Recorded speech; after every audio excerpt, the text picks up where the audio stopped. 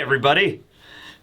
This is a new experience for me. I'm filming this at night. Yeah, I normally film these One Piece reviews like first thing when I wake up, but chapter came out earlier and I had a few streams to do, so I was like, I don't know if I could do this, but now it's at night.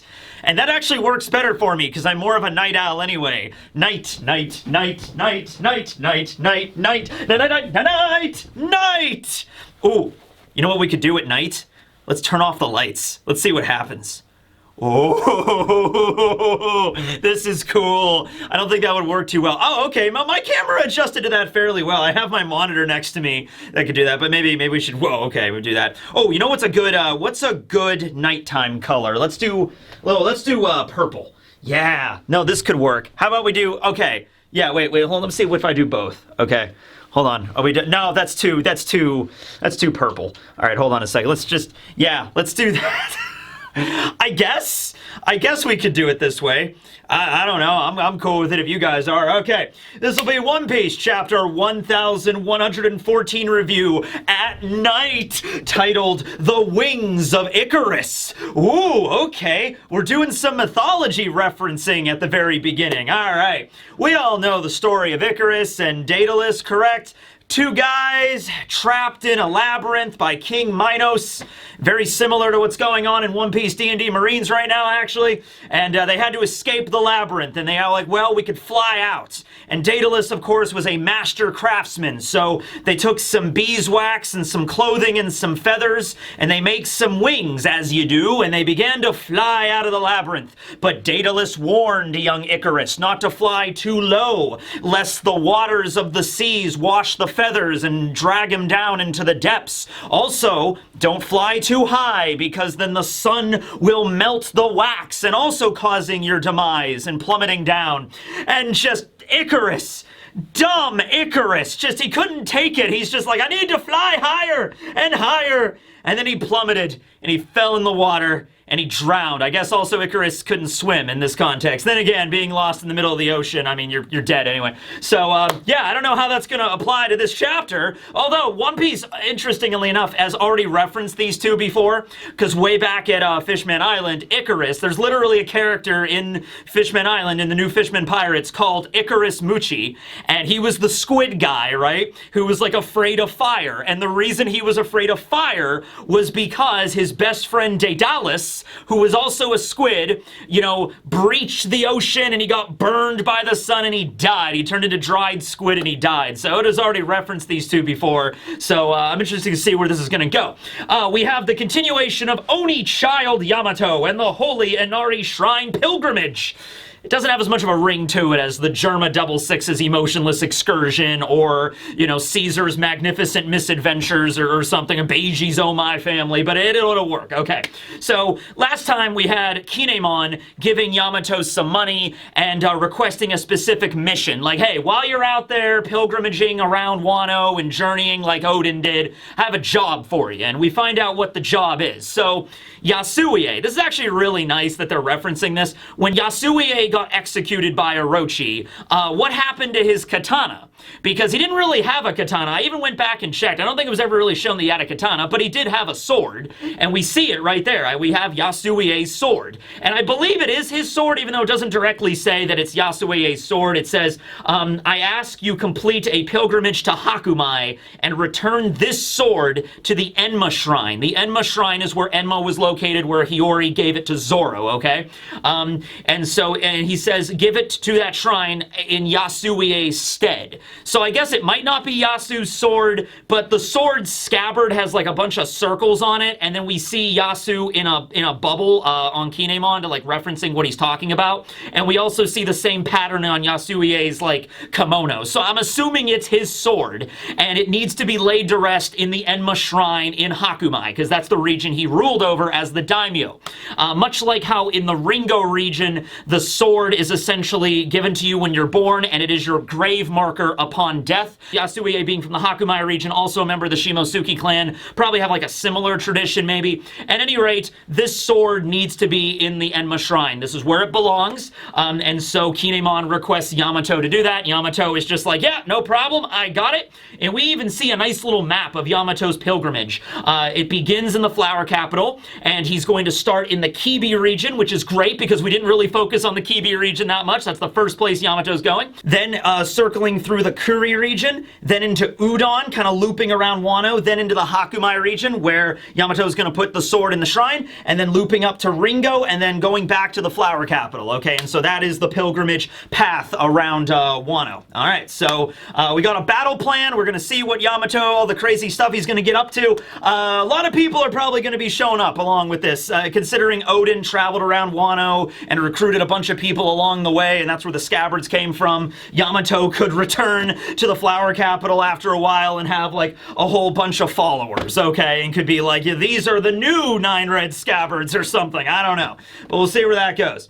Alrighty, so we continue on where we left off in the last chapter. Vegapunk's big declaration to the entire world that the entire world is going to sink beneath the ocean, is going to flood or sink or whatever. Now, a lot of water and not a lot of places to stand on. It's not going to be pretty sight, okay?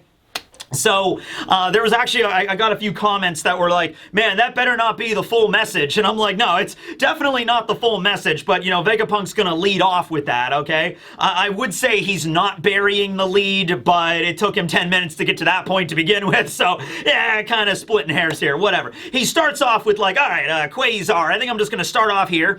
Everybody's good, everybody's got their Den Mushies, okay. The world's gonna sink into the ocean, and so everybody's like, I really love that Oda is going to all the different places in the world. Like, we see Orange Town in this chapter. So I imagine somebody, I don't know if it was Oda or somebody that he works with or somebody just, like, write out a list of all the places in the One Piece world, and I'm just going to showcase every one of them. Like, we had the first wave where we saw, like, Water 7 and Dressrosa, and then we had the second wave where we got to see, like, last chapter, we got to see Karakuri Island and the Torino Kingdom. This chapter, we get to see Long Ring Longland and, like, Orange Town and stuff. And it's also, I want to see the Sky Islanders. I want just to cut to the Sky Islands, and Konus is just hanging out drinking a pumpkin spice latte and just, everything's going good up here. Not a single problem as far as the eye can see. How are you doing, Isa? Oh, I'm great. Awesome. Just everybody's having a good day. Hi, Wiper. How you been? I'm great. Wiper and the Shandorians are like a security squad up there now. They're kind of like the guardians of like Upper Yard and shit. So they're doing fine. They got no issues, all right? We begin at Marine HQ in the New World. A lot of the high-ranking Marines are gathered in like a meeting room where they take out a Den Mushi, and they're all watching it on like the conference tables and stuff. And they're just like, what? Dr. Vegapunk, what are you saying? That's not possible. And then we see Sakazuki, the fleet admiral, there. I guess he went from Marijois, because last time we saw him, he was dealing with Kuma on top of Marijois. And I guess he zipped back down to Marine HQ here. And he's just standing there, menacingly, just staring at the monitor, just smoking a cigar, just... It's actually simultaneously a very intense image of Sakazuki, but Sakazuki, most of the time we see him, he's perpetually pissed off, right? He always has a brain vein going. He's always just like, what are you idiots doing? You know, he's always that kind of guy, right? He seems weirdly calm here. As calm as Sakazuki could be. He doesn't have the brain vein popping. He doesn't look like he's yelling at somebody. He's just there, just like hard face. He has a very hard face, you know, and he's just there like, you know what? A man in his position as the fleet admiral, and he had dealings with the Gorosei before and how they dealt with things and how he wanted to deal with things, but the Gorosei wouldn't let him. I bet he's aware of a couple of pieces of information, like Sengoku, which we actually have not seen Sengoku's reaction to this yet. But Sengoku, over his years of being Fleet Admiral, just by the nature of that job, you're gonna learn a lot of stuff. Like, Sengoku purportedly knows about the will of D, for God's sake, right? Sakazuki, he's only had the position for 2 years, so not as long as Sengoku, not even close, but he might have learned about some stuff. You know, when you become Fleet Admiral, maybe you get access to a few documents like the Book of Secrets or some shit, and it's just like, yeah, maybe, and he's not stupid. He has an anger problem. He definitely needs to have anger management courses, but he's not an idiot. So he might have looked into some things as his position of Fleet Admiral, and from his dealings with the Gorosei, he might have realized, like, some shit's going on in the world that, you know, I'm not supposed to really know about, I'm not supposed to question, but it's still going on. And I think this is something that's just kind of confirming, like, he probably didn't know the world was sinking, but he's just like, this doesn't really surprise him, like, oh, this was it the whole time. All right, now it's like he's running the numbers in his head, you know, like, okay, this is making a lot of things make sense now, right? We cut to Mocktown on Jaya, where we see a bunch of people, I guess, in Terry's bar. Terry's bar was the place where the whole thing with Bellamy and, you know, Luffy and the bar altercation and everything happened, where Luffy and Blackbeard had the cherry pie. You know, that all stuff was going on in Terry's bar. I don't think we see Terry, unfortunately. I hope he's still doing well. He had a nice mustache, right? Okay, we all remember Terry, right? I remember Terry. Okay, so we see Mocktown. They're all gathered together in the bar. We see a Den Mushi with the smile emblem on it, like Doflamingo's sigil.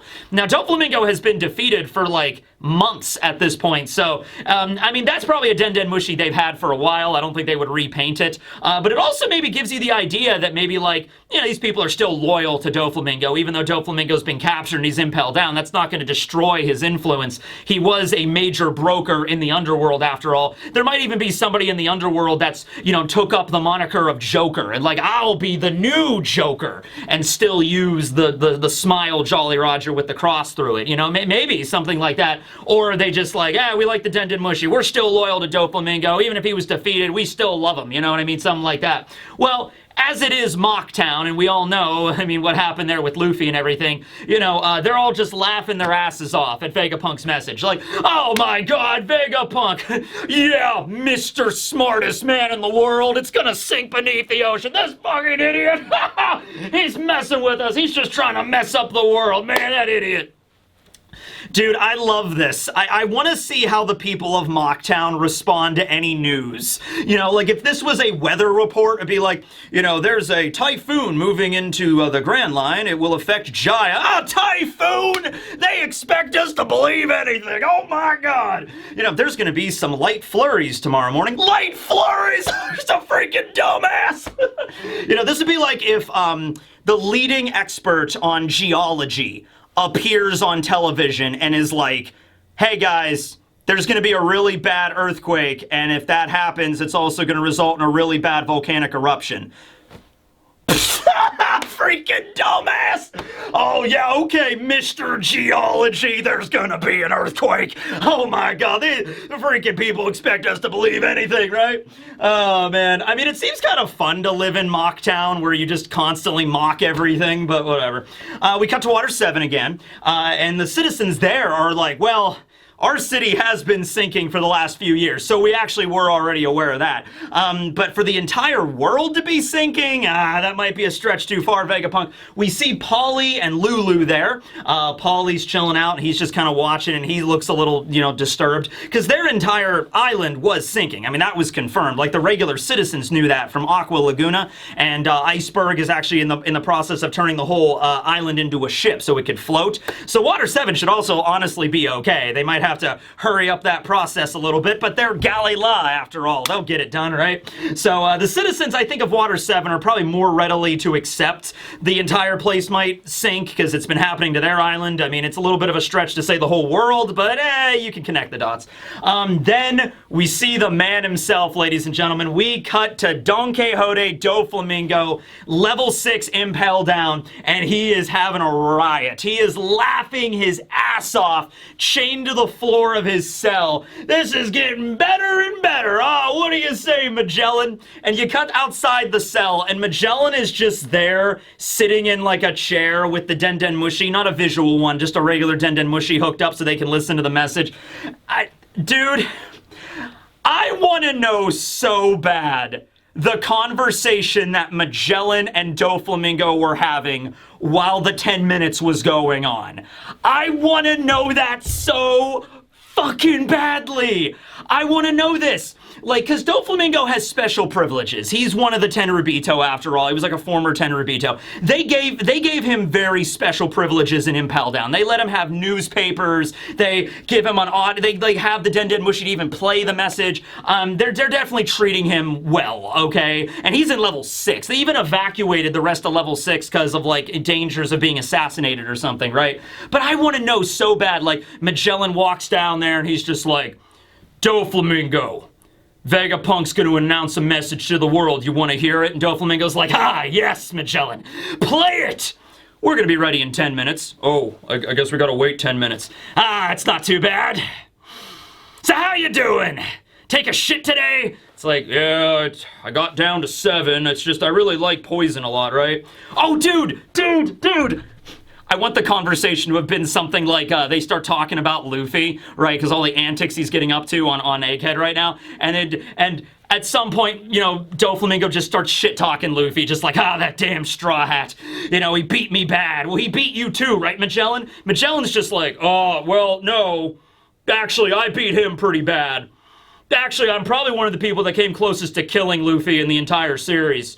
Well, he eventually beat you, right? I mean, you got out of the prison. Well, I mean... Kinda. I mean, like, yeah, I guess you could say he achieved a moral victory over me, but, he wasn't ever really able to actually beat me. In fact, if my Venom Demon would have hit him, it definitely would have killed him. Like, it would have dissolved him immediately. Like, he didn't even actually really manage to beat me up. He just kind of managed to escape. So, at the end of the day, I can honestly say I did better than most at facing against Straw Hat. And Doflamingo's just like, just shut up. Just shut up. They just sat in awkward silence for the next 8 minutes until the message finally started. Oh, man. Magellan went the distance. Now, don't get me wrong. If Luffy fought him now, Luffy would win. But, like, he went the distance with Luffy, okay? The first fight wasn't even a contest, okay? Magellan kicked his ass hard, all right? So, you know, they're talking about this, the prison has to be getting flooded too. Now, Impel Down is already under the water, but remember, like, the top part of it is sitting at, like, right sea level. So, because of what happened with Leloucia, the water level rose 1 meter. So that caused, like, maybe the lobby area to flood and some water maybe drip down into the first level, the Crimson Hell. That might have flooded that a bit. And Magellan says as much. He's like, well, the rising sea levels did wreak havoc in some cells, but, I don't know. How much water would it take to flood the whole world? Doflamingo's like, well, I'll tell you what, if water rises by 5 meters or so, that'll screw over most urban areas immediately. Like, you're not going to be able to live in big cities if there's 5 feet of water. I mean, not 5 feet, 5 meters of water. That'll destroy most cities, right? Maybe we should all evacuate the prison and head higher up. And he, like, sticks his tongue out, and he's very Doflamingo, right? Doflamingo is very Doflamingo. So, he says somewhere high up, of course, referencing Marijois, because that's, of course, where all the Tenryubito live, and I wonder if it's any coincidence why the Tenryubito kicked the Lunarians off the top of the Red Line and decided to establish their holy land on top of that giant mountain furthest away from sea level. I wonder if that had anything to do with it. I guess not the furthest, because you could have went up even higher into the Sky Islands, but probably a reason they didn't want to do that. They still wanted to rule the world, right? So, yeah.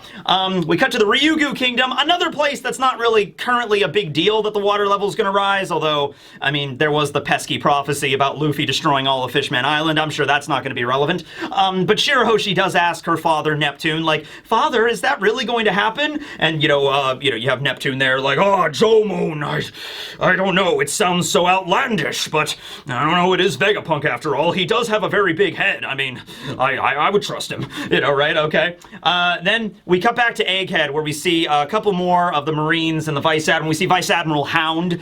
He hasn't really fought anybody yet, honestly. He's not at the same area where, like, Frankie and Bonnie were or anything. And he honestly just shouts, like, enough of your lies, Vegapunk. This is madness. And they bring up an important point, like, even if Vegapunk is lying right now, like, let's say he is, he's just bullshitting, which he isn't, he's telling the truth. But even if he was lying, this is going to cause mass panic and upheaval in the world. So there's going to be an effect no matter what. There's no turning back the clock now. Even if they find the Den Mushi and destroy it and end the message prematurely, or even if it turned out he was lying, this is going to shake up the world in a huge way, obviously, right? So we have all of the Gorosei. We have Saturn, we have Jupiter, we have Venus Juro, and we have Topman. All just, we have Mars too, but he's on one panel down. But they're all freaking out over the message. They're all like Venus Juro looks enraged. He's just like like Ethan's mad. He's just, ugh, right? So, they basically arrive at the conclusion of like, okay, you know what? We can't destroy everything, but we can seek out individual life signals and just destroy all of those, right? So last time Mars mentioned there was so many different life signals coming from the labo phase, he couldn't seek out that specific Den Mushi that was broadcasting. It's like, okay, well, we have to just go one by one and destroy every single life signal. So every Den Mushi in the lab has to die. All right, we can't just blow everything up because of the mother flame. We're going to see that in a moment. But it's like, that's the best option we have here. That's the only thing we can really think of to do, okay? So that's the new plan. We have York running through the laboratory and just like, I can't believe he's going to spill the beans at everything. You know, what's going on here? So now, back to the message. Vegapunk says, he's like, all right, well, let me tell you something. I'm recording this a few days before you guys are watching this, everything, Quasar. But I will say this. If in a few days from when I'm recording this, there's some kind of earthquake that rises the sea levels by like a meter or so, yeah, then that means that the world is going to sink into the ocean, and I'm about to explain that. If such an earthquake does not occur, then you could just write off everything else I'm about to say as just conjecture, and you're going to be okay. Obviously, that earthquake did occur. It was when the mother frame, I keep saying mother frame, I don't know, damn it, translations. Mother flame punched a hole into the ocean, caused Lelucia to go bye-bye, and then the whole ocean level rose by a meter. And we saw the effects of that all over the world, right? So the people are there. We see Smoothie and Montor on Big Mom's crew. Don't get anything else about them, by the way. We don't see, like, Big Mom in the background all bandaged up like a lava zombie or something. It's just Smoothie and Montor. We don't even know where they're at, honestly. But anyway, Smoothie is there, and she's like, wait a minute, he must be talking about today's earthquake. You know, this is another thing why it's such a big deal. I mean, this should be obvious to everybody reading it, but like, 25 years of establishing hundreds of characters and world building all over the place really pays off when you have an event like this happening. You know what I mean? In a big way. That is cool. You have all these characters to play with all over the world. Like, oh, we got Smoothie and Montor. Oh, there's Tonjit in Long Ring Longland, right? Okay. Following this calamity, the sea levels will rise by 1 meter, and a number of islands will become uninhabitable by that. And naturally, many beach towns and fishing villages will be completely flooded and destroyed, okay? If this does not come to pass, then disregard the rest of the message. However, assuming these events do happen, you gotta listen to what I have to tell you now, worlds. That's Vegapunk. We see Tonjit over at Long Ring Longland. He doesn't say anything, but hey, also good for Tonjit because he's working on the stilts. The stilts were also foreshadowing. Gotta get high up. Gotta get high up, man. Tonjit, you're gonna be okay. And we also have Aokiji or Kuzan at Hachinosu. He's all bandaged up pretty bad from getting blue-holed by Garp. And, but he's still there and he's listening to the message as well. Now, the earthquake I just predicted cannot exactly be called a natural phenomenon, all right? And so I've always naively yearned for peace and prosperity, and for that I've caused 2 great sins. So that he mentioned the 2 sins in the last chapter. I was kind of half right. I was thinking that when he said sins, he was talking about like laws that he flaunted from the world government. One of them is, and another one is more of like a moral, like a morality kind of sin that he committed, right? While the message is going on, it gets kind of tricky because we have the message while there's other scenes going on in the chapter. So while that is happening, we cut back to the labo phase and we see Saturn just trying to, you know, attack Robin and move into the lab phase while Brooke and Lilith has guns out and she's just bum, bum, bum, bum, bum. She's just unloading into Saturn. Brooke is there. We have Nami bringing down a lightning bolt right on Saturn's head. Chopper is in guard point still, and Chopper's face as Saturn is just perpetually stabbing his guard point. Chopper's just there like, I'm okay, but I don't know for how long. Dude, by the way, Chopper's guard point is successfully blocking successive attacks from Igorose. I mean, we've seen that Chopper's guard point can get huge, like when they were under the ocean that blocked it from the Sunny from hitting a reef. But still, the idea that a Gorosei is constantly stabbing, and there's venom that's being ejected at the end of those legs into Chopper's guard point, and he's not breaking through. Chopper's worried because he's like, I don't want to die. Oh, there's another one. Oh, there's another one. You know, the vibrations are probably enough to creep the crap out of you, but he's doing okay. He's doing okay. Usopp is using his superior tumbling skills in the background. It looks like he's doing like a trick shot, like he's falling down this way and like firing his slingshot that way. Anyway, all the Straw Hats get knocked away. Robin does use her ability to create a net of her arms to grab everybody, and then Saturn is just like, enough of this! Away, you ants! And he begins to like walk over Chopper, like he's like stepping on the guard point, like he's like walking over him into the lab, because he has to get to where all the different signals are coming from, right? So he's like, be gone! So he breaks through the first floor lab area, which was the power plant, and we finally do get to see the Mother Flame. Now, a couple of things here. When Saturn breaks into this room, he immediately shields his eyes. Like, it's very, very bright, okay? We see a giant tank, and in the tank, there is water or some kind of liquid, and we see a flame. Like, just a flame. We don't see it connected to anything like a match or a torch or something. Just a little, like a little fireball inside of this tank of water that is heavily reinforced. Giant cables and things, and like there's like a little porthole where you can see inside of it, but it all looks extraordinarily tough to break through. Saturn goes back into his human form and just starts smashing the console. Doesn't seem like a good idea, but maybe the life signals from Den Den Mushies are like, oh, I gotta kill that one. So, yeah, a lot of Den Den Mushies are gonna die. I'm sorry, Den Den Mushies. You're the ones that really lost this arc. So while that is going on, here's what the message is over that. My first grave sin was I was fixated on a dream of an everlasting energy source. And I was so hell-bent on making that. I was so hell-bent on thinking of what I should do that I didn't think of why I should do it, you know? He's basically feeling bad that he created like an energy source that's maybe not infinite or self-sustaining forever. It's not a perpetual motion machine or something. But he created a really, really good energy source that's good at fueling things for a long time, right? And of course, doing that is going to lead to a lot of inventions and a lot of war crimes, basically, right? Now, I am not a nuclear physicist, okay? I am not a scientist. I'm something of not a nuclear physicist myself. But I will tell you the little that I know about this, and then you will correct me in the comments. We agree? We're good. Okay. All right.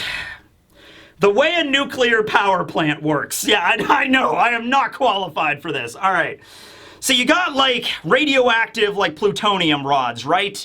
And you put them in a bunch of water because they heat up a lot, right? Radioactive material generates a shitload of heat. So you put it in water. It has to be constantly doused with water. And that water will then heat up and turn to steam. And then the steam will turn turbines, and that's where the actual electricity comes from. It's not like you plug in a plutonium rod into a cable and the power comes from that. It comes from steam. And so you have to keep pouring water on this radioactive material, or, you know, you're going to heat up and it's going to have problems, and I guess also disposing of it leads to nuclear waste because all that water is contaminated.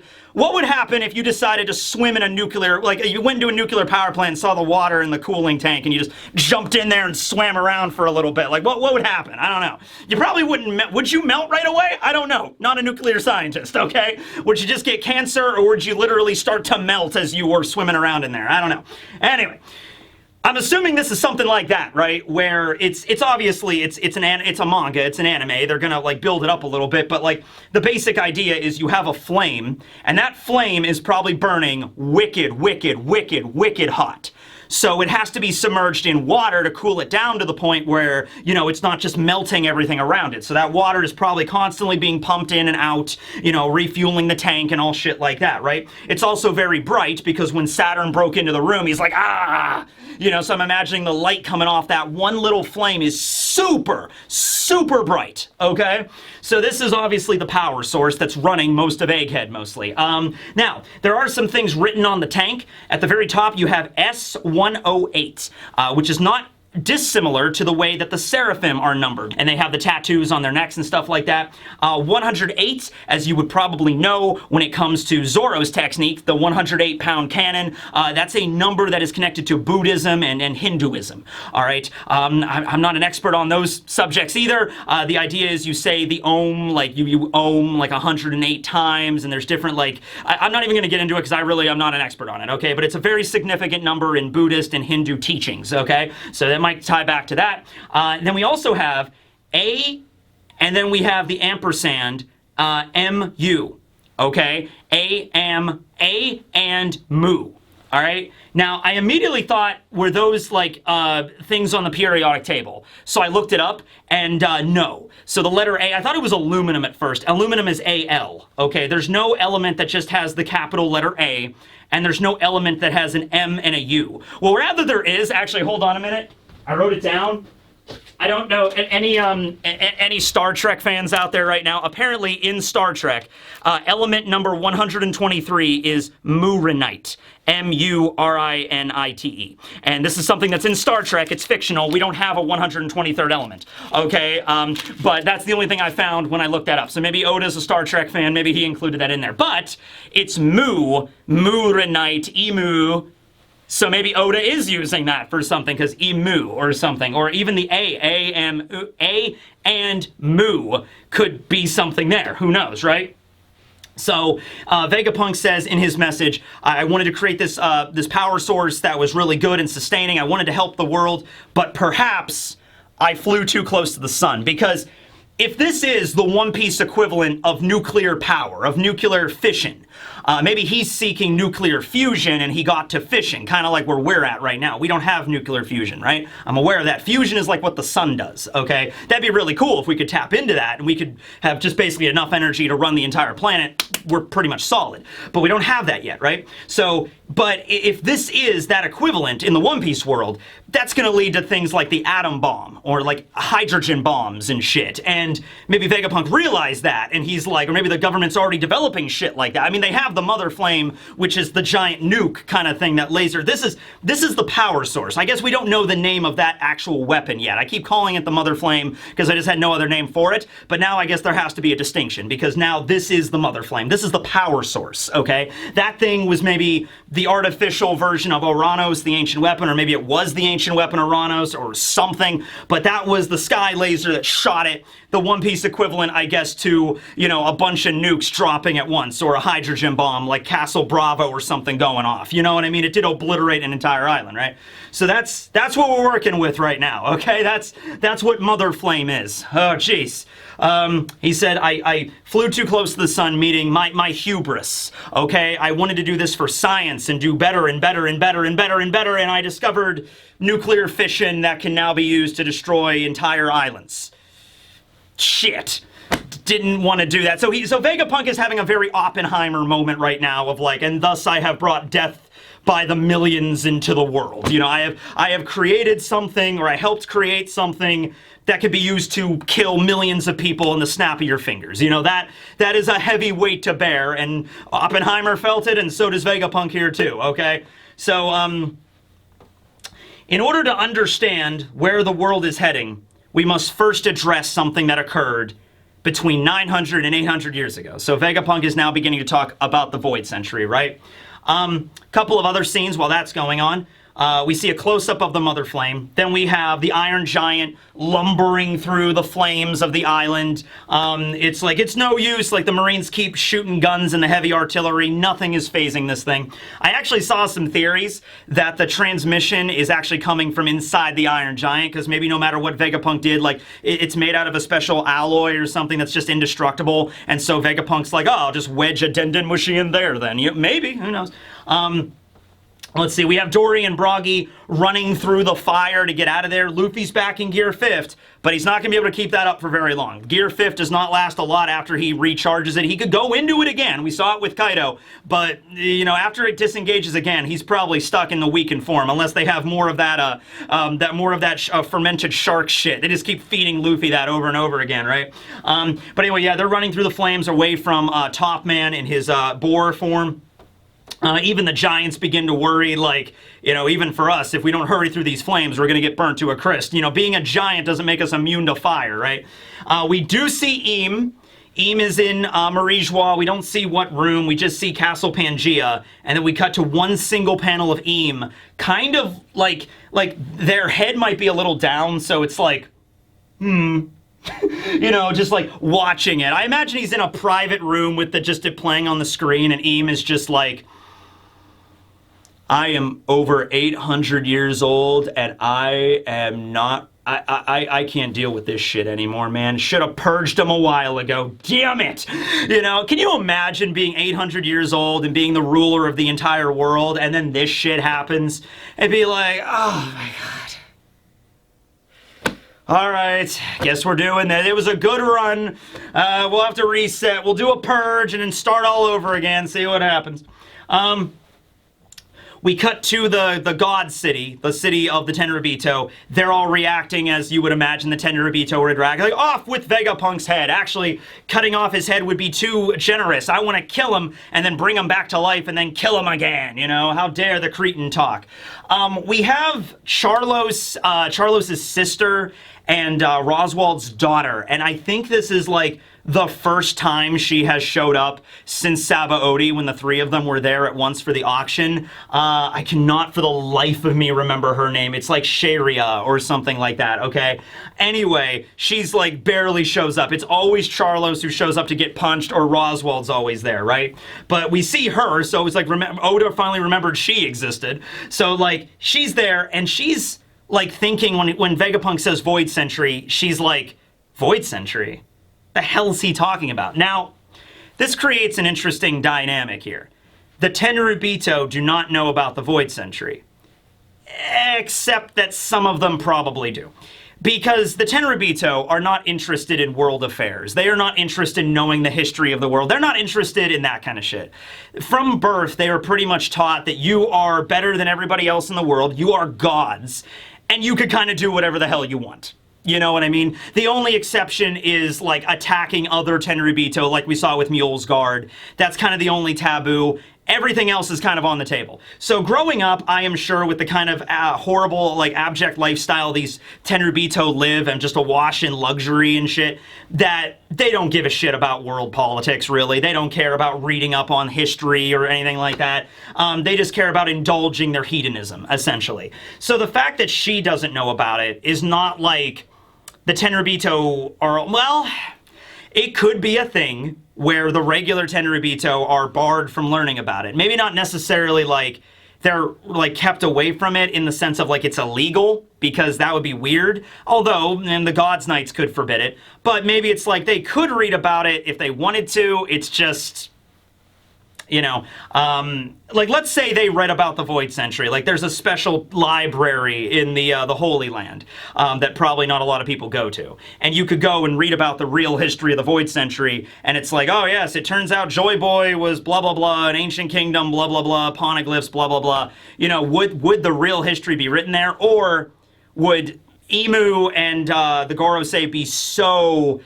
They so thorough in removing any record of it, like even in their own lands, they would remove it. Now, Im probably has some records of it, like in the secret underground vault area in Marijois, in the Pangea Castle where the Straw Hat was, like in the freezer. That, in the freezer section, that's probably, maybe there's like an old tome of history down there or something like that.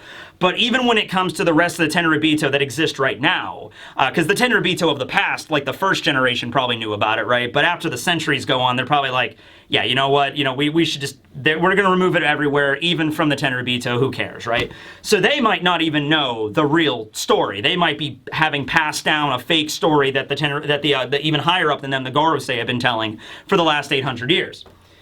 We then cut to Elbaf, where we see Jaguar D. Sol. and he's hanging out in the forest, listening to the Den Den Mushi, chilling out on some logs, just like, Dara, she.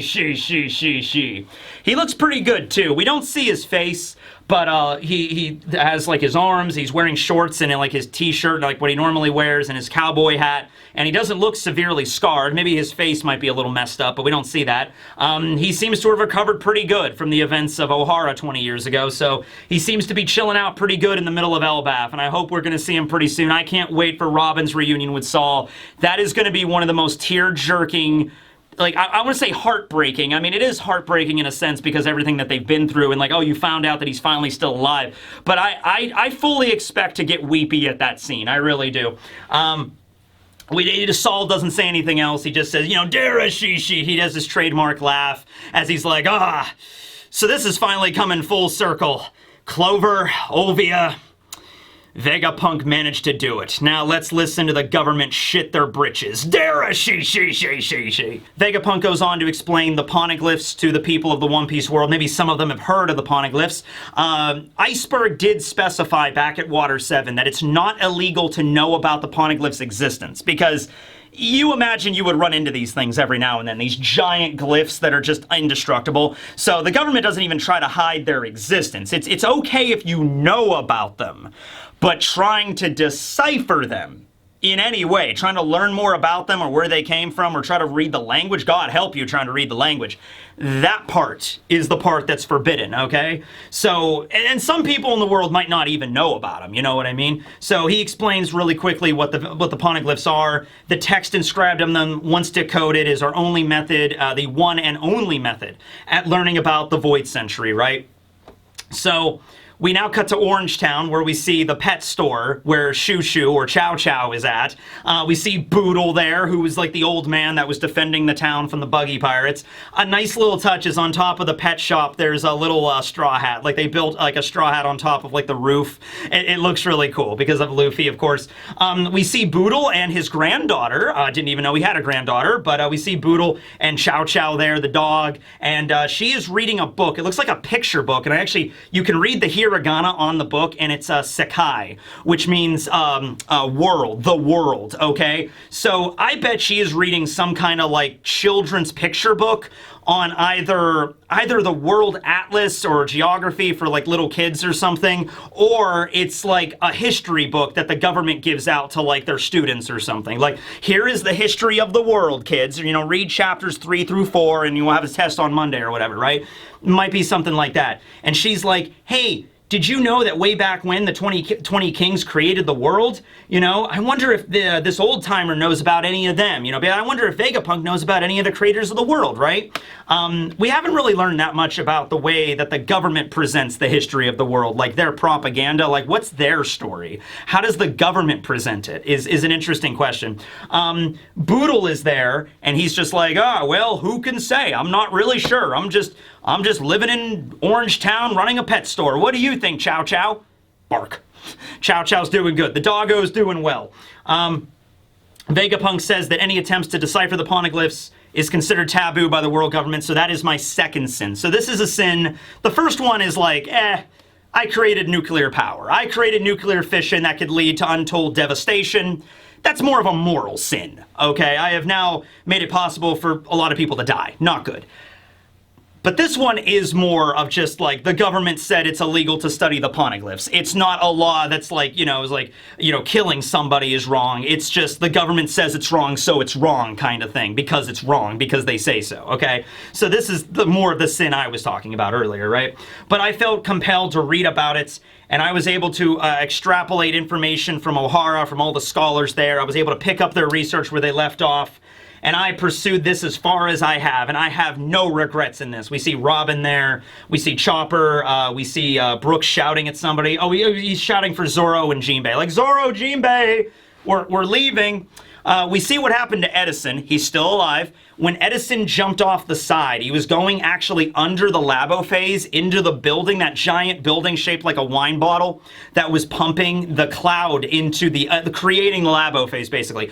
Probably like a pyrobrine manufacturing plant or like industrial plant creating the island cloud, generating it. So Edison went down there, messed with the controls, and now can extend the labo phase. Like literally the island cloud that it's on can be expanded or contracted from that facility. That is brilliant, and I didn't even consider that possibility, right? Because the whole idea is to drop the Sunny into the ocean. Well, the labo phase is like far away from the ocean. Well, now you could just... There you go, done. You don't need the robot anymore. People were saying like, oh, they could just use the Iron Giant instead of Vega Force 1 because it's the same basic. Yeah, well, you could just do that too. Unless the island cloud gets destroyed, which I guess could happen. Saturn and, Mars are around. But anyway, Edison made it. He's there all banged up in the facility. He punched the numbers, and you still have to have somebody lower the Frontier Dome. That'll be Stussy. But Edison is there, and he's like, okay, you straw hats, you better make it. Just don't get caught by the government.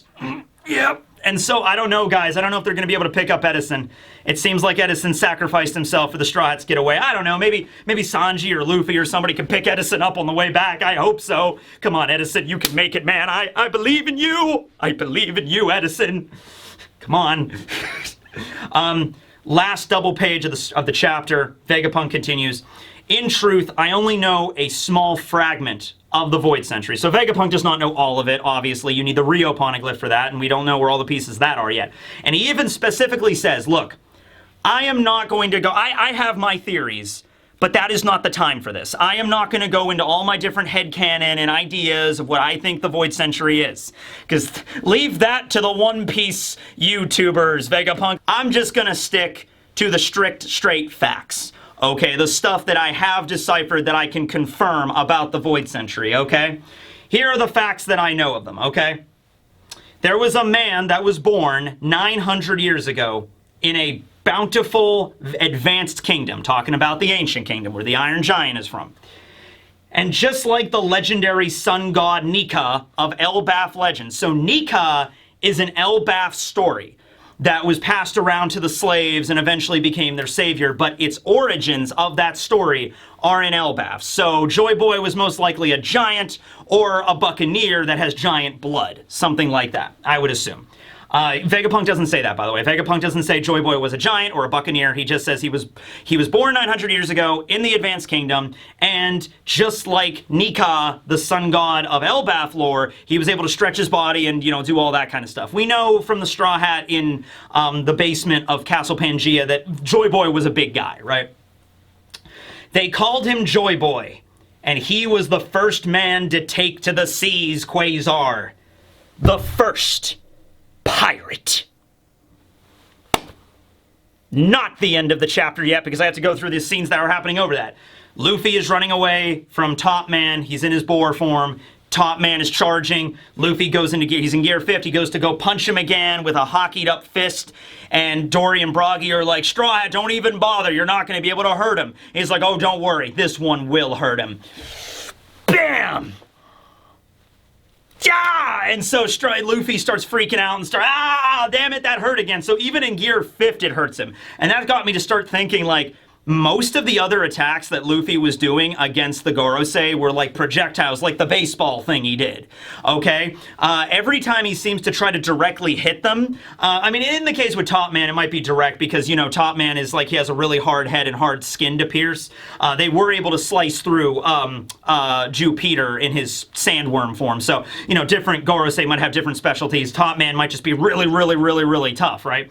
But anyway, Luffy punches him, it doesn't work, his hand starts throbbing again, like, and then so Broggy is like, oh, would you stop that, Straw Hat? You're cracking us up. Oh, man, we gotta get out of here. I don't want to die, Dory. Ba-ba-ba-ba-ba. Yeah, you're right, let's get out of here. It's like, okay, so they gotta start moving, right? But that's the end of the chapter when Vegapunk announces the first one to be called a pirate. I've said this before, and I'm gonna reiterate it again, okay? I think the name of the Ancient Kingdom is something that is it is the origin of the term pirate in the One Piece world. So the word pirate, kaizoku in Japanese, the origin of that word, it basically just means sea bandit, right? And that's the way it originated in our world. But in the One Piece world, what if the Ancient Kingdom was named Kaizokia or Kaizoku or something like that, Kaizoku Kuni or something like that?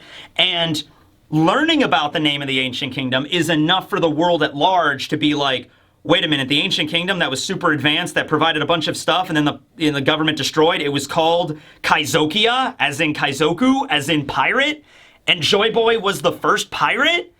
Which means, oh my god, the government destroyed this bountiful advanced kingdom and then renamed the name of that kingdom into criminals that were hunted across the seas by the Marines.